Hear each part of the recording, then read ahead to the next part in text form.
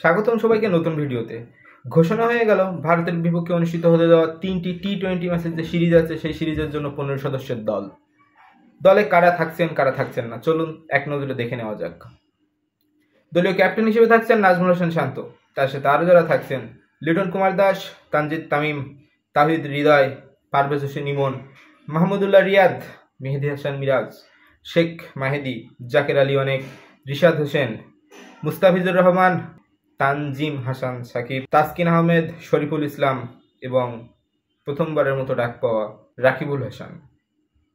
তো কেমন হলো স্কোয়াড? পরিচিত কোন মুখ নেই জানাবেন কমেন্টে। খুব আশা করা হচ্ছিল সৌম্য সরকারকে মনে হয় এই টি-20 দলে ডাকা হবে। নতুন যে নির্বাচক প্যানেল তাদের চোখে হয়তো সৌম্য সরকারের কোনো performance up to the mark মনে হয়নি, যার জন্য তিনি আজ স্কোয়াডে নেই। আর কোন নামটি সব থেকে বেশি ভেসে আসছে অবশ্যই জানাবেন। তো চলুন দেখে নেওয়া যাক ভারতের যে স্কোয়াড তারা 15 সদস্যের ঘোষণা করেছে সেই স্কোয়াডের সাথে আমাদের স্কোয়াডের তুলনাটা। তাদের ওপেনিং স্লটের দিকে যদি আমরা তাকাই তাহলে কিন্তু সেখানে তাদের স্কোয়াড দেখলেই বোঝা যাচ্ছে যে তাদের ওপেনিং স্লটে অভিষেক শর্মা এবং সঞ্জু স্যামসনকে তারা ভাবছেন, কারণ তা বাদে আর দলে কিন্তু স্বীকৃত কোনো ওপেনার ব্যাটসম্যান নেই। তো আমাদের দলে দেখতে গেলে ওপেনিং ব্যাটসম্যান বলতে গেলে 3জন স্বীকৃত ব্যাটসম্যান অবশ্যই আছেন। আমাদের পারভেজ হোসেন ইমন আছেন, তানজিদ তামিম আছেন এবং লিটন কুমার দাস আছেন। যদি এনারা নাও করেন তাহলে পার্ট টাইমার হিসেবে নাজমুল হোসেন শান্ত ওপেন করতে পারেন, মেহেদী হাসান মিরাজ ওপেন করতে পারেন, শেখ মাহিদি ওপেন করতে পারেন, সে সামর্থ্য তাদের আছে এবং আমরা সেটা আগেও আন্তর্জাতিক ক্রিকেটে দেখেছি। তো ওপেনিং স্লটের শক্তিমত্তার দিক থেকে যদি বিচার করতে যাই তাহলে যেহেতু ভারতীয় কন্ডিশনে খেলা হচ্ছে, আমরা অভিষেক শর্মার ইনিংসগুলো সম্পর্কে জানি, হয় থাকবে না হয় মারবে, এরকম একটা ইনিংস অভিষেক শর্মা খেলে থাকেন। সঞ্জু স্যামসন যদিও চান অভিজ্ঞতার ভিত্তিতে সে ক্রিজে ধাতস্থ হতে, কিছুটা ম্যাচকে ক্যারি করতে, কিন্তু টি-20 ফরম্যাটটাকে ইংল্যান্ড, অস্ট্রেলিয়া বা তাদের যে ওয়ানডে বা টেস্ট খেলার যে ধরন, তারা টি-20 ফরম্যাটটাকে কোন লেভেলে নিয়ে যাচ্ছে, তো তাদের সাথে পাল্লা দিয়ে খেলার জন্য আমাদেরকেও ডে বাই ডে কিন্তু ইমপ্রুভ করা লাগছে। তো খেলা আগে যেরকম ছিল, সেই 1975 সালে যখন ওয়ানডে বিশ্বকাপ শুরু হয়েছিল তখন কিন্তু 60 ওভারের বিশ্বকাপ ছিল, তখন 60 ওভারে 150 রান মানে অনেক ছিল।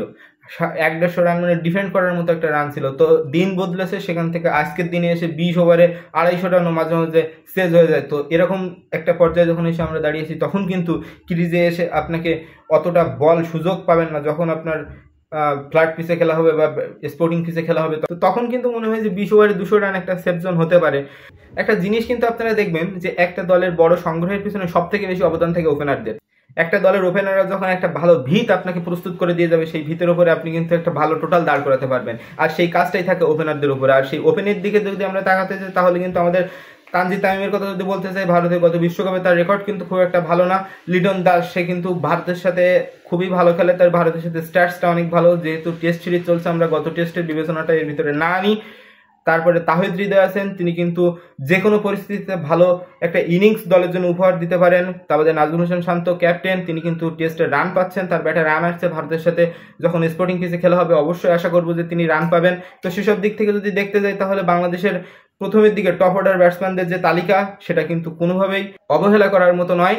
এবং আমরা যদি ভারতীয় ওপেনিং স্লটের দিকে তাকাই বা তাদের টপ অর্ডার ব্যাটসম্যানদের দিকে তাকাই, তাদের অভিষেক শর্মা, সঞ্জু স্যামসন, অভিষেক শর্মা এর ভিতরেই কিন্তু কিছুদিন আগেই তার অভিষেক হলো, কিন্তু সেই অল্প কিছু ম্যাচের ভিতরে তার কিন্তু একটা সেঞ্চুরিও আছে।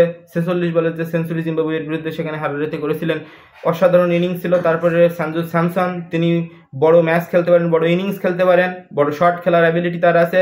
অনেকদিন থেকে রাজস্থান রয়্যালসের ক্যাপ্টেন, সে জাতীয় দলের নিয়মিত মুখ হয়ে উঠতে পারেন না। তারপরে অনডাউনের দিকে যদি তাকাই তাহলে আমরা নিশ্চিতভাবে বলতে পারি সেখানে তাদের ক্যাপ্টেন সূর্যকুমার যাদব আছে। Suryakumar Yadav number 1 batsman, 360 degree, তার কথা নতুন করে বলার কিছু নেই।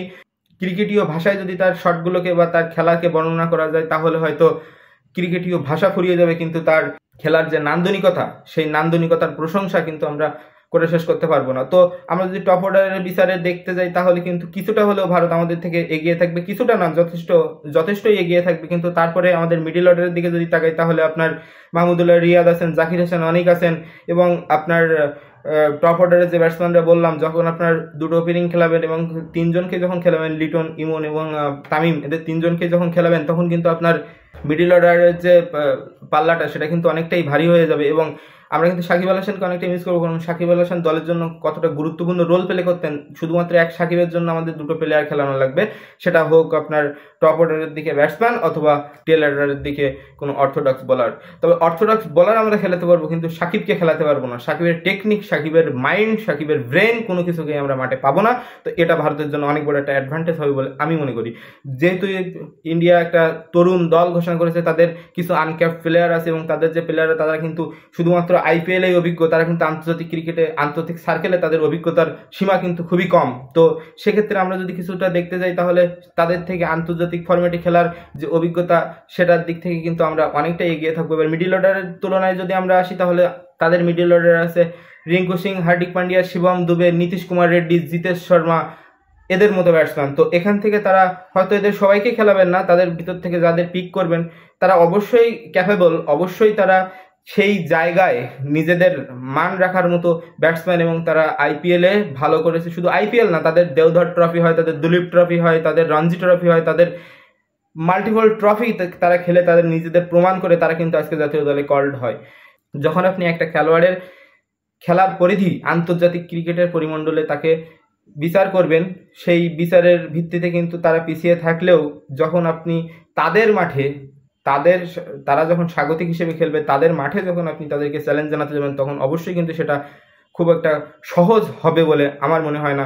তাদের মিডিল অর্ডারের যে স্লটটা আছে, সেই স্লটের দিকে যদি আপনারা তাকান, তাহলে সেখানে কিন্তু অভিজ্ঞ এক হার্দিক পান্ডিয়া ছাড়া আর মিডিল অর্ডারকে সামলানোর মতো অভিজ্ঞতা রিঙ্কু সিংয়ের আছে, টেলেন্ডারে যিনি ঝড় তুলতে পারেন, এবং সেই আইপিএলের একেবারে 5 ছক্কার কথা এখনও চোখে ভাসে। শুধুমাত্র সেই ইনিংস না, তিনি লাস্টে নেমে ফিনিশিংয়ে যে ছোটো ছোটো ক্যামিওগুলো দেখিয়ে যান, সেটা কিন্তু তার দলকে একটা অন্য উচ্চতায় নিয়ে যায়। এবং যে কোনো একটা টার্গেট 15 থেকে 16 ওভার পর্যন্ত আপনার 170 কিংবা 160-এর ভিতরে থাকার যে সম্ভাবনা, সেটা কিন্তু রিঙ্কু সিং 2-1 ওভার ব্যাটিংয়ে এসে সেট হয়ে সেই রানটাকে কিন্তু 200+ বা 190+ করে দেওয়ার সামর্থ্য তিনি রাখেন। তো সেসব দিক থেকে বলতে গেলে তাদের সাথে আমরা ইকুয়ালি থাকতাম, যদি না খেলাটা কোনো নিউট্রাল মাঠে হতো বা আমাদের এখানে হতো। কিন্তু যেহেতু তাদের ওখানে হচ্ছে, তাদের সামর্থ্যের জায়গায় এগিয়ে থাকবে। এবার যদি আমরা টেলেন্ডারের দিকে তাকাই, তাহলে টেলেন্ডারের ব্যাটিং পজিশনে কিন্তু তাদের ওয়াশিংটন সুন্দর, রবি বিষ্ণুই, বরুণ চক্রবর্তীর কথা বলতে গেলে এনারা কিন্তু ব্যাটে অতটা পারদর্শী নন। রবি বিষ্ণুই, বরুণ চক্রবর্তী তারা কিন্তু ব্যাটে অতটা পারদর্শী নন। ওয়াশিংটন সুন্দর কিছুটা হলেও ব্যাট চালাতে পারেন, কিন্তু আপ টু দ্য মার্ক না। কিন্তু সেক্ষেত্রে আমরা যদি আমাদের দলের দিকে থাকি, আমাদের টেলেন্ডারের দিকে মেহেদী হাসান মিরাজ, জিশাদ হোসেন ফার বেটার, এবং আমরা কিন্তু তাদের থেকে এই জায়গাটায় অন্তত অনেকটাই এগিয়ে থাকবো। যেহেতু রিশাদ হোসেনের বড় শট খেলার ক্যাপাবিলিটি সম্পর্কে আমরা অবশ্যই জানি। ওয়ানিন্দু হাসারাঙ্গাকে সেই ওভার 1 ওভারে 2 ছক্কা 1 চারের যে সেই ওভার এখনও কিন্তু মনে পড়ে।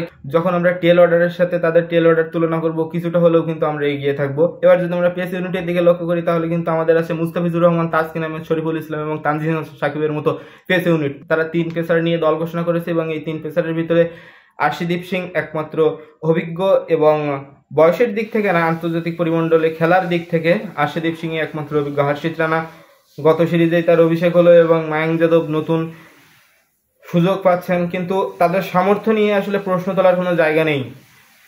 হর্ষিত রানা কী করতে পারে সেটা আমরা গত আইপিএলে দেখেছি, মায়াঙ্ক যাদব কী করতে পারে সেটা আমরা গত আইপিএলে দেখেছি।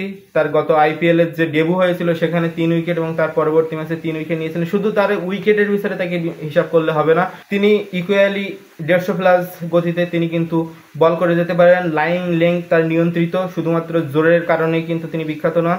তার লাইন লেংথ এবং উইকেট টেকিং ডেলিভারি, সেসব কিছুর জন্য কিন্তু মায়াঙ্ক যাদবকে অবহেলা করার কোনো কারণ নেই। হর্ষিত রানা সোলোয়ারের সাথে বাউন্স সব কিছুই তিনি দিতে পারেন, কোনোভাবেই কিন্তু এদেরকে হালকাভাবে নেওয়ার কোনো সুযোগ আমাদের ব্যাটসম্যানদের কাছে নেই। কিন্তু কিছুটা হলেও আন্তর্জাতিক ক্রিকেটে পরিমণ্ডলের ক্ষেত্রে যতই আপনি IPL, Deodhar trophy, Ranji trophy সব কিছুর কথা বলেন না কেন, কিছুটা হলেও আন্তর্জাতিক পরিমণ্ডল ভিন্ন হয়ে থাকে। আন্তর্জাতিক সার্কিট, ইন্টারন্যাশনাল ম্যাচ যখন মাঠে গড়ায়, তখন কিন্তু সকল হিসাব অন্যরকম হয়ে যায়।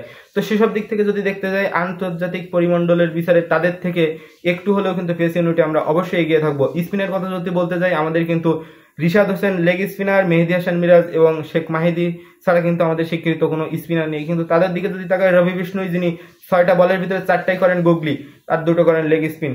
তো এরকম বোলিং যখন আপনার সামনে থাকবে, আর রবি বিষ্ণুর আরও একটা সব থেকে বড় গুণ হচ্ছে পেসের উপরে স্পিন করেন। তার বল কিন্তু 102, 101, 99 এরকম গতির ওপরে কিন্তু তিনি ম্যাক্সিমাম টাইম বল করে থাকেন। ওয়াশিংটন সুন্দর, তিনি নিয়ন্ত্রিত বোলিং করতে পারেন এবং তাদের আরও যে মিস্ট্রি বলার আছে বরুণ চক্রবর্তীকে নিয়ে কিছু কথা বলতেই হয়। খুব ইন্টারেস্টিং বলার, তার ইকোনমির দিক থেকে যতটা নিয়ন্ত্রিত, উইকেট টেকিং এর ক্ষেত্রেও ঠিক ততটাই দক্ষ। তো তাদের স্পিন অ্যাটাক আমাদের থেকে অনেকটাই এগিয়ে। তো সে বিষয় নিয়ে আর কথা না বাড়ালাম। তো যদি আমরা ফাইনাল কনক্লুশনে চলে যাই, তাহলে কিন্তু আমরা দেখতে পাবো টপ অর্ডারের বিচারে ভারত যদি এগিয়ে থাকে, মিডল অর্ডারের বিচারে কিছুটা হলেও আমরা এগিয়ে। টেল এন্ডারের দিকে যদি আমরা এগিয়ে থাকি, তাহলে স্পিন অ্যাটাক কিন্তু আমাদের থেকে তাদের ফার বেটার। পেস ইউনিট যদি আমরা ইকুয়ালের চিন্তা করি, ইকুয়ালের ভিতরেও কিন্তু 19-20 পার্থক্যটা আমাদের দিকেই সায় দেয়। দেখা যাক, মাঠের খেলায় অনেক কিছুই পরিবর্তন হতে পারে, যেহেতু তারা স্বাগতিক। যদিও তাদের আন্তর্জাতিক পরিমণ্ডলে খেলার অভিজ্ঞ প্লেয়ারের সংখ্যা কম, কিন্তু যেহেতু তারা স্বাগতিক, তাদের মাঠে খেলা, তারা কন্ডিশন জানে, তারা পরিবেশ জানে, পিচের অবস্থা সম্পর্কে তারা জানে, সুতরাং তাদের দিকেই অনেকটাই ঝুঁকে থাকবে খেলার পরিমাণ। তারপরেও আমাদেরকে মাঠের খেলায় সেরাটা দিয়ে জয়ের লক্ষ্য আমাদের ছিনিয়ে আনতে হবে, এই আশাবাদ ব্যক্ত করছি এবং বাংলাদেশ দলের জন্য শুভকামনা রইল। ধন্যবাদ সবাইকে, দেখা যাবে নতুন ভিডিওতে।